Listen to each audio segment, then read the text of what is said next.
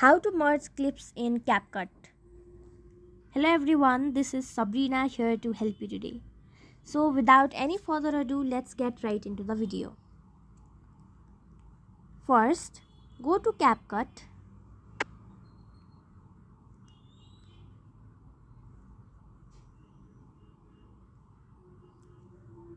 Skip the ad and go to new project. Select as many clips as you want, like this. Simply select add.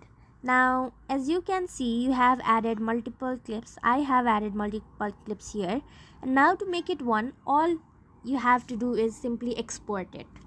You can also edit each clip individually, and at last simply export it, and then it will be exported as a single video. So that's it. Thank you for watching this video. Make sure to like, share and subscribe to our YouTube channel. If you got any questions, comment them down and I'll catch you in the next one.